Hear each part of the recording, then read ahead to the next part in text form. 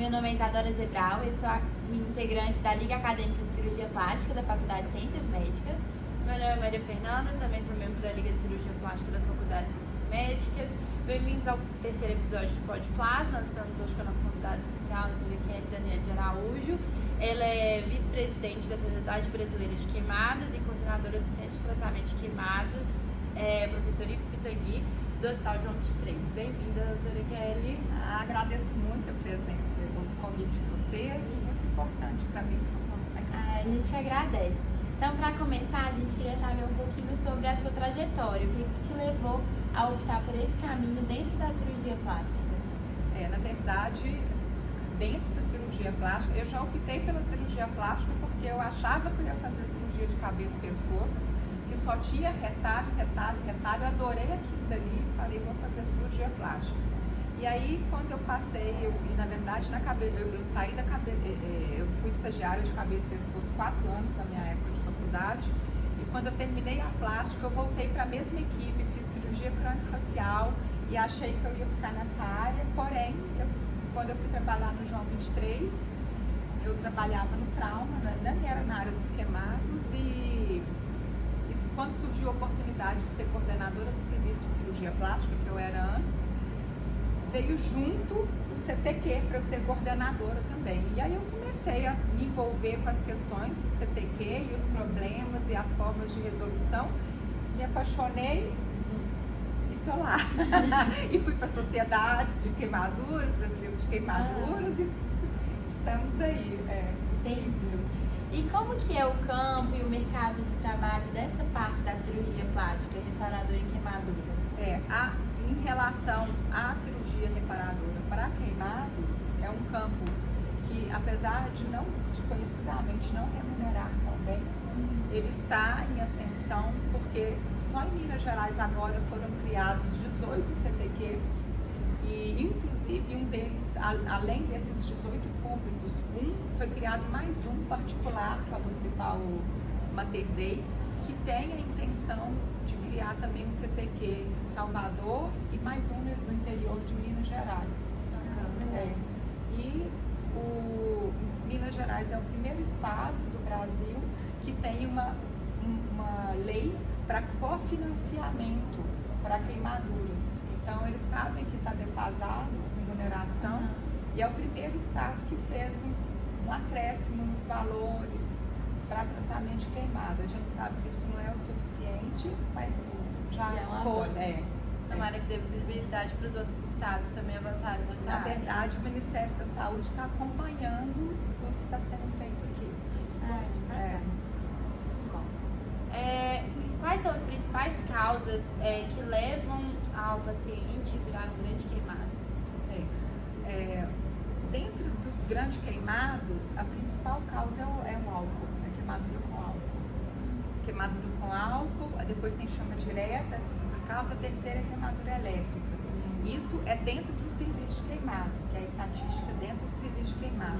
Mas, na verdade, a principal causa de óbito em queimadura é elétrica. Então, o que se sabe é que metade dos pacientes que vão, dos óbitos por queimadura, vão ser com queimadura elétrica. A maioria nem chega, 70% desses nem chegam no hospital. Então, assim, eletricidade é a primeira causa, só que não é a primeira dentro de um CTQ. Dentro do CTQ são esses que eu falei. E agora, de causas gerais de queimadura, a principal é escaldadura, é líquido quente. E a maioria é doméstico? Desses acidentes? Para todas as idades, o principal local de acidente é doméstico. Preveníveis, né? Sim. Por isso que é tão importante a informação do público geral sobre esse tema. Inclusive, já emendando com a nossa outra pergunta, a principal causa de mortalidade, você citou que é elétrica, né? Como que ela se dá, assim? Como que a gente pode prevenir que ela não aconteça? Na verdade, aí você vai, quando a gente fala em queimadura elétrica, nós estamos falando com choque elétrico, mas nós temos, além disso, a eletricidade também, ela pode pegar fogo na casa.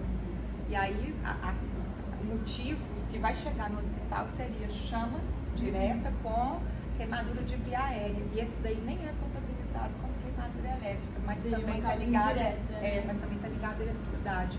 Então é fazer revisão das ligações elétricas, é a questão do gato, né? Dessas ligações clandestinas que estão sendo tão utilizadas, então é evitar mesmo, né? Fazer esse tipo de coisa, verificar, tampar as tomadas para a criança não ter o acidente, trocar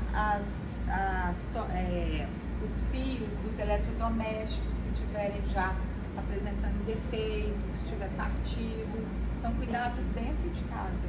Né? São medidas simples e que salvam vida, né? Entendi.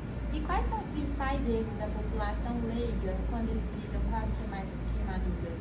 Porque tem muita coisa que as pessoas aprendem, ou coisa de vó mesmo, que as pessoas sempre fazem. A primeira coisa que auxilia demais no paciente queimado é você resfriar. Então, queimou, resfria. Então, quando a pessoa não faz isso, ou seja, não coloca a área cometida sobre um líquido, e o líquido é água mesmo, temperatura ambiente, aquela queimadura perpetua, porque o calor está ali. Então, assim, não fazer esse tipo de coisa já piora. Agora, e não passar substância, porque as pessoas passam clara de ovo, borra de café, pasta de dente, hipogloss. Imagina, na hora que chega no serviço de atendimento, tem que tirar tudo. Isso é extremamente doloroso, né? E não tem benefício para o paciente. Então, queimou, resfriar com água a temperatura ambiente, proteger com alguma coisa limpa e seca, porque às vezes coloca úmido e aí, dependendo da área, você gera hipotermia no paciente. Então, porque ele fica com frio, né? Se for muito extenso, se for pequeno não tem problema, mas se for extenso, você vai ocluir com um lençol seco, toalha limpo, mas seco, para não gerar hipotermia e procurar atendimento. A questão do hidratante tópico que você citou, o hipogloss, quando a pessoa tem a queimadura, por exemplo, de primeiro grau dentro de casa, não é indicado que ela passe o hipogloss depois de resfriar a área? Não, porque o hipogloss você tem que tirar todo o curativo, você vai ter que lavar e colocar. E retira o hipogloss, tenta, ele adere. Muito difícil. Nem muito no difícil. O Bepantol pode. Aí pode entrar o dexapantenol, né? Dexapantenol, aí pode ser o óleo de girassol, né? Os vegetais, o óleo vegetal, ela também adere muito. Quando você trocar, é doloroso. E às vezes só para a fricção que você faz para retirar ela, você retira uma epiderme que não sairia habitualmente, que não precisaria ser retirado. Entendi. E quanto ao manejo do paciente queimado, principalmente na atenção primária, quais você considera os principais pilares? Primeiro, é fazer o diagnóstico da superfície corporal queimada. Porque com o diagnóstico da superfície corporal queimada, você já determina qual é o tipo de tratamento que ele vai ter. Se ele tem que ser encaminhado por uma unidade de referência, ou se ele vai ter que receber soroterapia.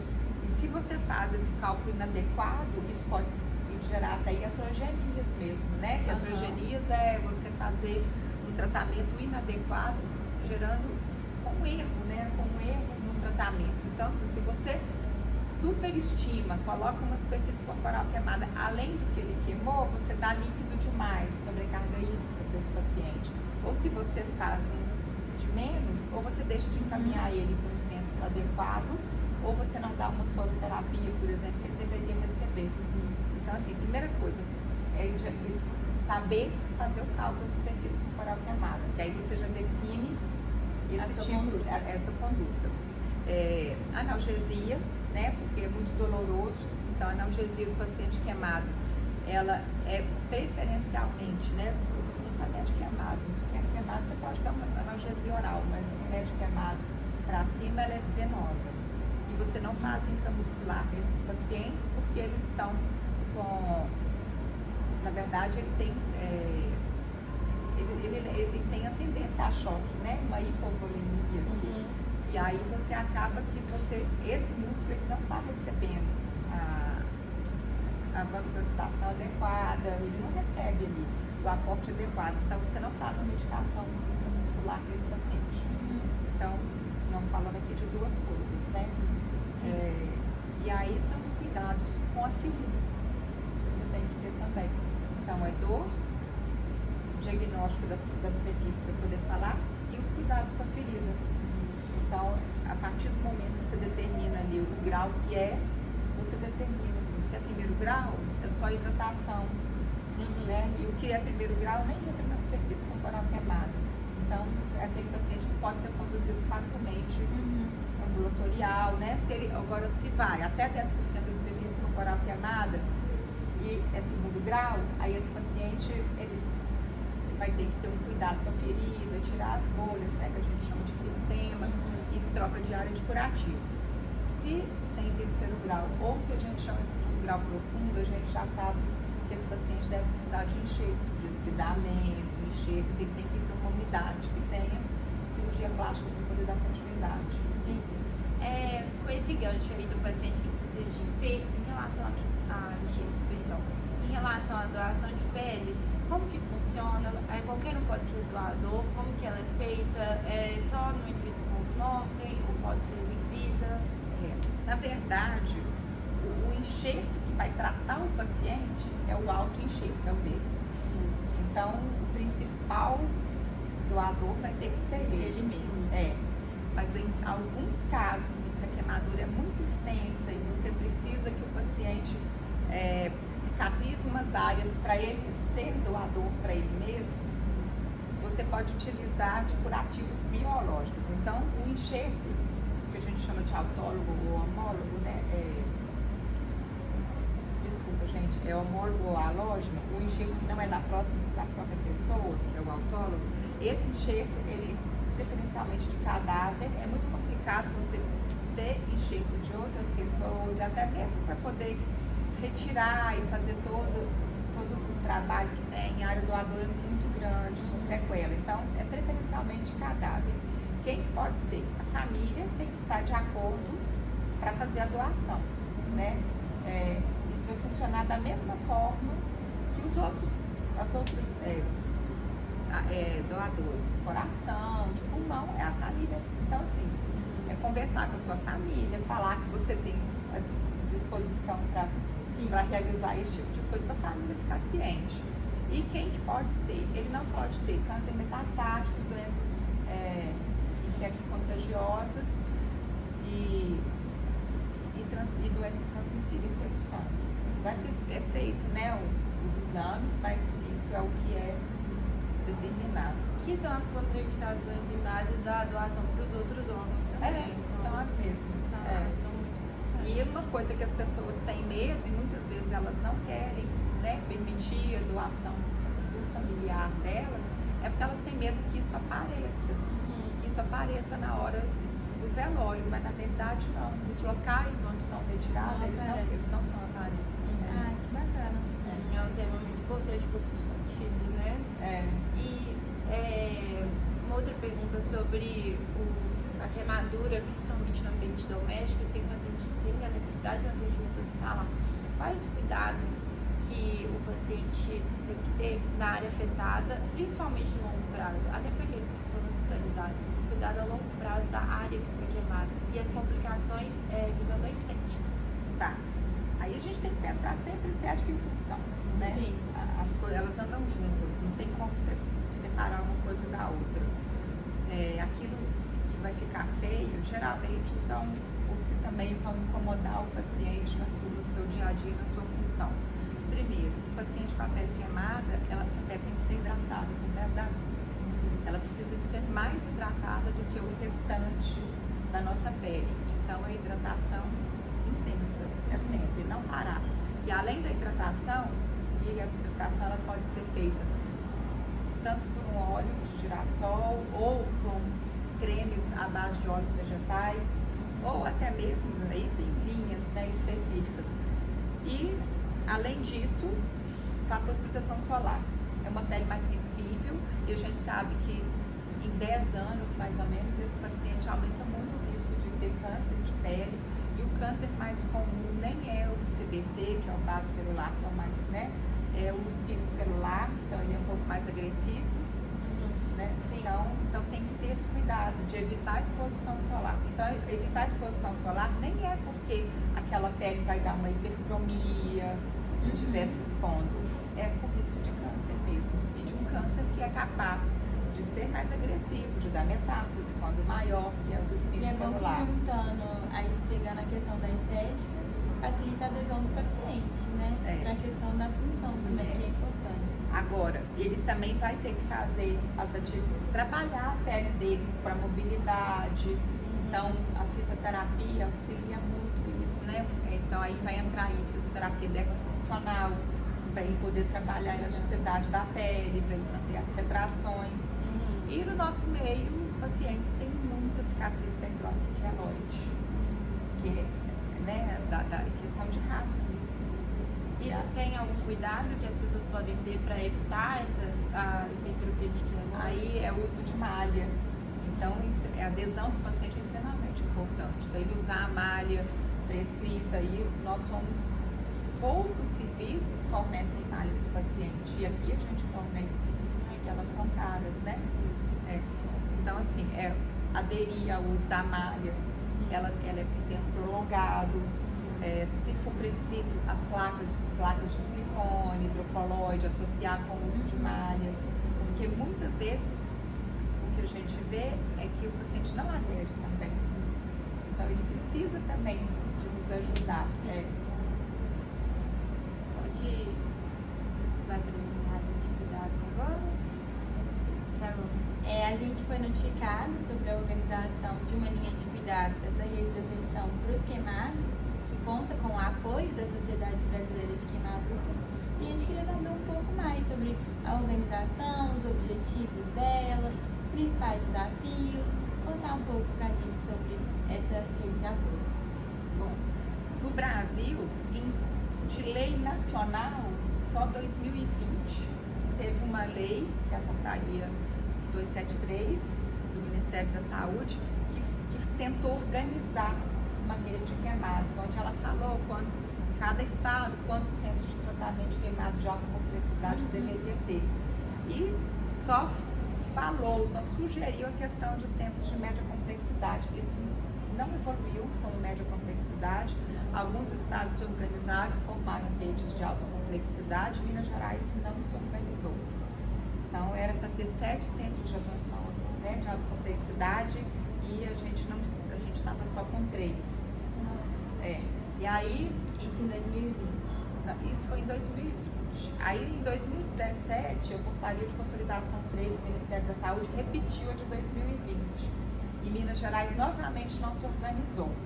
Aí o Ministério Público acionou o Estado em relação à atenção aos queimados. Porque várias macro-regiões já deveriam ter se organizado e feito CTQs.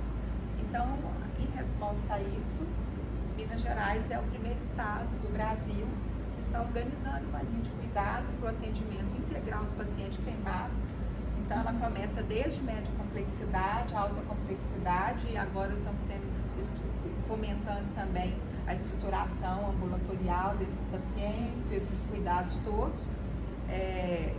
Eles viram que a questão da remuneração era um problema, e aí eles já criaram cofinanciamento, e esse cofinanciamento é tanto para as diárias de UTI e de enfermaria, quanto para estruturar mesmo, para comprar os equipamentos que são caros, dermato, expansor, tudo, para montar bloco cirúrgico, para montar balneoterapia. Então, na verdade, são 22 milhões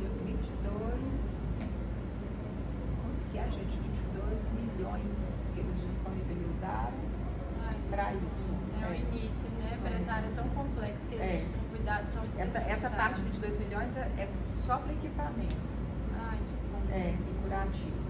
Fora as outras verbas para diária. Então, o Ministério da Saúde está acompanhando isso, né?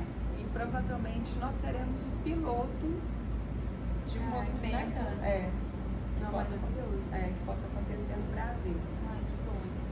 Tomara que precisa de muita atenção mesmo. Isso daí já foram criados 18 CTQs de média complexidade em Minas Gerais, e agora, em outubro de 2023, foi as últimas deliberações, que está abrindo espaço agora para ampliar os CTQs de alta complexidade. Recentemente, bacana. Começou ano passado. As leis são de 2022, são 5 deliberações e essas duas desse ano que vão ampliar agora de alta complexidade. A gente tem um futuro muito promissor, né? Tem muita coisa boa para vir nos próximos anos, muita evolução. E aí nós vamos precisar de pessoas que trabalhem com dados. Fica aí a dica, né, para os estudantes também da Liga de Cirurgia Plástica. Bem bacana, essa é uma área assim, muito interessante que exige um cuidado bem mais complexo, assim, de estrutura também de profissionais. Tá. Então a gente queria saber, para finalizar, se você tem algum conselho para essas pessoas que pensam em seguir para esse ramo, essa parte da plástica e trabalhar na área das queimaduras. Tem algum conselho? É extremamente gratificante para quem trabalha. Só gente que trabalha e que sabe ali no nosso dia a dia da importância que isso faz, isso realmente é dignificante mesmo, sabe? E eu acredito que ter esses olhos para a cirurgia plástica, porque a cirurgia plástica, eu acredito que ela é indivisível. Eu não acho que exista estética reparadora. Eu acho que é tudo uma coisa só. Você consegue trabalhar com várias coisas. Realmente é mais complicado você trabalhar só com a reparadora, até mesmo por questão financeira, mas que você pode associar e ter essa visão mesmo, essa visão social. Da importância do trabalho que você pode fazer. Isso é extremamente dignificante, sabe? É uma área encantadora. E para finalizar, para o nosso público geral que está acompanhando a gente, você pode citar para a gente algumas outras dicas em relação a queimaduras, prevenção a queimaduras para o pessoal que está em casa, dicas para os estudantes de medicina, como que eles podem ajudar nessa área? Para os estudantes de medicina, eu deixo a dica aqui que no site da Sociedade Brasileira de Queimaduras existe um manual para estudantes que fica disponível. Ele foi feito assim, com muito cuidado mesmo por alunos de liga também, junto com a Sociedade Brasileira de Queimaduras.